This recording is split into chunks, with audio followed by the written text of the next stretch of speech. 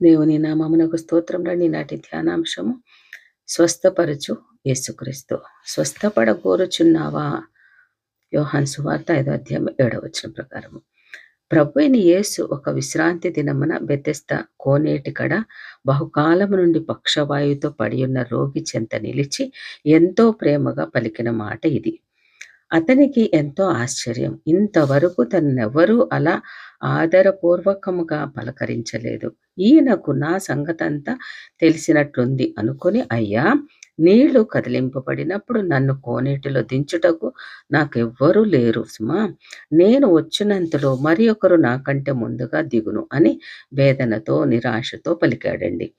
Bethesda అనబడిన ఆ కోనేరు యెరూషలేము దేవాలయమునకు ఉత్తరముగానున్న గొర్రెల ద్వారము దగ్గర ఉన్నదని చెప్పబడిందండి. ఆయా సమయములలో దేవదూత వచ్చి నీరు కదిలించినప్పుడు అందు మొట్టమొదట దిగిన వారికే స్వస్థతండి. అందుచే ఎందరో వ్యాధిగ్రస్తులు అచ్చట కుప్ప తెప్పలుగా పడి ఉన్నారు. అట్టి వారిలో అతడు బహుదీర్ఘకాలము అనగా 38 సంవత్సరముల నుండి కనిపెట్టి ఉన్నాడండి. తన రోగమును బట్టి లేవలేడు, అందులో దిగలేడు. అతని సహాయమునకు ఎవ్వరూ లేరు. నిన్ను విడువను ఎడబాయనని వాగ్దానం ఇచ్చిన దైవ కుమారుడు తన కరుణతో అతనికి స్వస్థత చేకూర్చి ఆదరించాలనుకున్నాడండి. ఆయనే వచ్చి అతనిని పరామర్శించి అతని సమాధానము విన్నారు. వెంటనే నీవు లేచి నీ పరుపెత్తుకొని నడువుము అని ఆజ్ఞాపించారండి. ఆ అద్భుత వాక్కుతో మరుక్షణమే అతని కాళ్ళు, చేతులు, ఎముకలలోనికి యేసయ్యలోని శక్తి అతివేగంగా ప్రవహించిందనే చెప్పాలండి. సంపూర్ణ స్వస్థత నొందిన వాడే లేచి తన పరుపు తీసుకుని అందరి ఎదుట నడిచి వెళ్ళాడండి. అతనిలో గల కొన్ని విషయాలను మనం పరికరిస్తే అతడు గొప్ప నిరీక్షణ కలిగినవాడు. నిరాశ నిస్పృహలతోనున్న అతడు ఎప్పటికైనా పడతాను కదా, స్వస్థత చేకూరుతుందిలే అని 38 సంవత్సరములు కనిపెట్టుట సామాన్య విషయం కాదండి. కొందరైతే కోరిన వెంటనే అది నెరవేరాలని దేవుని ప్రార్థిస్తారు, ఎదురు చూస్తారు. కానీ అతని నిరీక్షణ చాలా గొప్పదండి. రెండవదిగా, గొప్ప విశ్వాసి.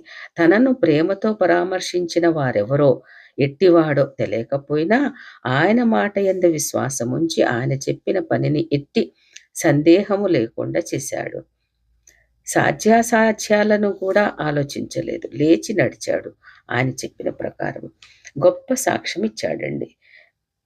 విశ్రాంతి దినమున నీవు పరుపెత్తుకొన తగదు గదా అని ప్రశ్నించిన యూదులకు, నన్ను స్వస్థపరిచిన వాడు నీ పరుపెత్తుకుని నడవమని నాతో చెప్పినందున ఈ పని చేసి తిని అని తన స్వస్థతకు కారణభూతుడైన యేసును గూర్చి సాక్ష్యం ఇచ్చాడండి.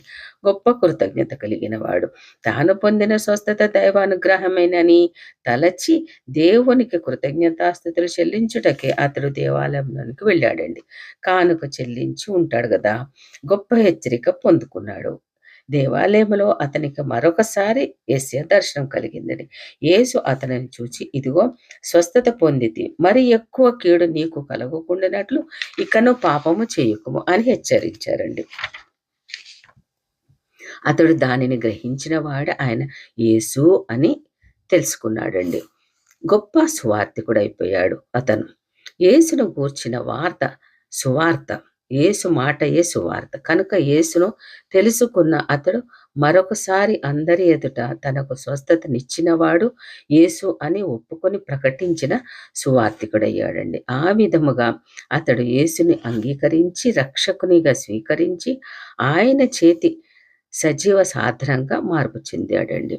ఈ స్వస్థత ద్వారా మరికొన్ని విషయములు గమనిస్తే అతడు ఒక నిరుపయోగ స్థితి నుండి ఉపయోగకర స్థితికి మార్చబడ్డాడండి.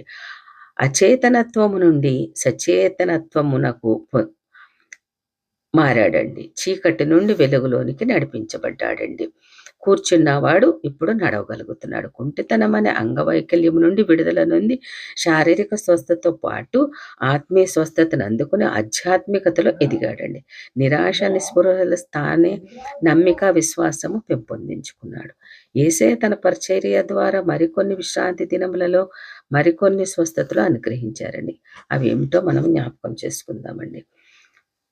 యేసయ్య ఆజ్ఞ, ఆయన గద్దింపు, ఆయన చూపు, ఆయన స్పర్శ, ఆయన చెయ్యి, ఆయన ఉమ్మి, ఆయన తోడు, ఆయన నీడ అన్నీ స్వస్థతకి కారణాలేనండి. మొదటిగా యేసు ఆజ్ఞతో బెతెస్దా కోనేటి కాడ పక్షవాయు రోగి స్వస్థత ఇప్పుడే చూసాం కదండి. యోహాను సువార్త 5వ అధ్యాయం 2-9 వచనములు. రెండవదిగా మరి ఒక విశ్రాంతి దినమున నజరేయుడవైన యేసు, నాతో నీకేమి, మమ్మును నశింపచేయ వచ్చితివా అని కేకలు వేసిన అపవిత్రాత్మ పట్టిన మనుషుని అందలి అపవిత్రాత్మను గద్దించి వదలగొట్టి అతనిని విముక్తిని గావించాడండి. మార్క్స్ వార్త 1వ అధ్యాయం 23-26 వచనములు. మూడవదిగా ప్రభు తన మాటతో చేయగల వానికి స్వస్థత కలిగించారండి. నీ చేయి చాపము అన్నదే ఆ మాట. మార్క్స్ వార్త 3వ అధ్యాయం 1-6 వచనములు. ఆయన అద్భుత స్పర్శతో జ్వరముతో పడి ఉన్న సీమోను పేతురు యొక్క అత్తకు స్వస్థత చేకూరిందండి. మార్క్స్ వార్త 1వ అధ్యాయం 29 వచనం. 18 సంవత్సరముల నుండి బలహీనపరచు దయ్యము పట్టిన స్త్రీ నడుము వంగి ఉండగా ఆమెను పిలిచి, అమ్మా, నీ బలహీనత నుండి విడుదల పొంది ఉన్నావు అని చెప్పి ఆమె మీద చేతులు ఉంచగానే ఆమె చక్కగా నడవగలిగి దేవునికి స్తుతులు చెల్లించిందండి. లూకాసు వార్త 13వ అధ్యాయం 10-13 వచనములు.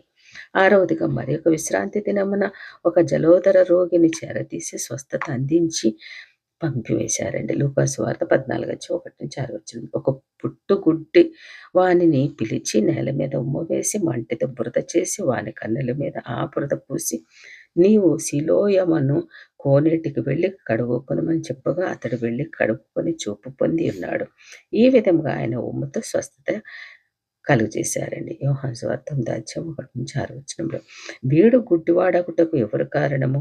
వీడా, వీని కన్నవారా అన్న ప్రశ్నించిన వారికి దేవుని క్రియలు వీని యందు ప్రత్యక్షపరచబడుటకే అని తండ్రి మార్గమును వివరించారండి యేసయ్య. ఆయన ఏ విశ్రాంతి దినమున ఎవరికి ఎట్టి స్వస్థత కలిగించిన యూదులు, పరిసయ్యులు మున్నగు వారు యేసును విమర్శిస్తూనే ఉన్నారు. కానీ దైవ కుమారుడని యేసు తగి రీతిలో వారికి జవాబు చెప్పారండి. అందుకు కారణము తండ్రి అయిన దేవుడు నిన్ను స్వస్థపరిచే యెహోవా నేనే అని సెలవిచ్చుట. ఇశ్రాయేళ్ల అరణ్య ప్రయాణంలో చేదైన మార నీటిని మోషేకు చూపిన చెట్టును వేయగా నీరు మధురముగా మారినదండి. ఆ మార నీటి వలననే పాపము అను చేదు విషముతో నిండి ఉన్న ఈ లోకమునకు దావీదు చిగురైన యేసు వచ్చి ఉన్నారండి. ఆ మొక్క యేసే. లేత మొక్క వలె ఎండిన భూమిలో మొలిచిన మొక్క వలెను అతడు ఆయన ఎదుట పెరిగాను. యెషయా గ్రంథం 53వ అధ్యాయం 2వ వచనం ప్రకారం. ఆ యేసయ్య మనలను ప్రేమించి మన యొద్దకు వచ్చి మనకు స్వస్థతనిచ్చి ఉన్నారండి.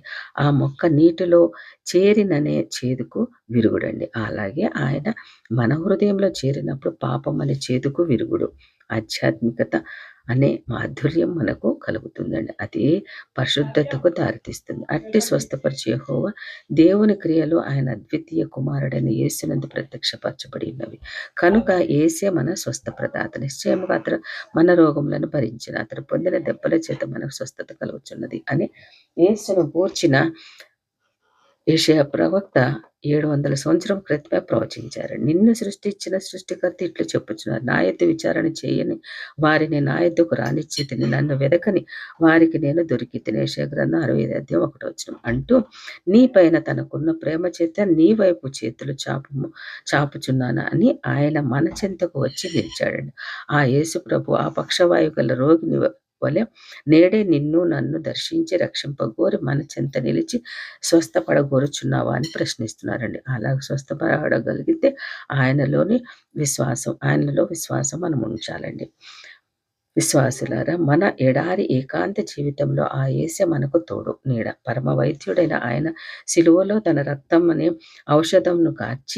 ఔషధముగా కార్చి మన సమస్త రుగ్మతలకు పాప రోగములకు చికిత్స ఉనర్చి స్వస్థతను అనుగ్రహించారని. ఈ స్వస్థత ప్రదాత మన ఆధ్యాత్మిక అంధత్వాన్ని, తాపాన్ని అనగా జ్వరము, అంగవైకల్యాన్ని, నిస్సత్తువును, సమస్త అపవిత్రతలను, బలహీనతలను తొలగించుకుంటా ఈ జగతికి మన చెంతకు వేంచేశాడండి. దానిని గ్రహించుతున్నామా? ఆయన పిలుపుని వింటున్నామా? చాపిన ఆయన హస్తాన్ని అందుకుంటున్నామా? ఒకసారి మనల్ని మనం పరిశీలించుకుందామని ప్రశ్నించుకుందాం. మన చెంత నిలిచిన ఆయనను అంగీకరించి ఆయనను మన హృదయంలో చేర్చుకొని మన పాప రోగ విషాన్ని హరింప చేసుకుందామండి. ఆయన మాట విందాము, ఆయనకు లోపడతాము, ఆయన స్పర్శానుభూతిని పొందుదాము. ఆయనను సాక్షిగా నిలబడదాము. స్వస్థ ప్రదాత అయిన యేసు మనందరిని ప్రేమించి పరమవైద్యుడుగా మనలోని సర్వ శారీరక ఆత్మీయ రోగములను స్వస్థపరిచి తన కృప చూపించును గాక, రక్షణలోనికి నడిపించును గాక. అందుకే ఆయనను వేడుకొని ప్రార్థించుదామండి. కృపాసత్య సంపూర్ణుడైన ప్రభు మనందరికీ ఆత్మీయ స్వస్థతను అనుగ్రహించును గాక. ఆమేన్.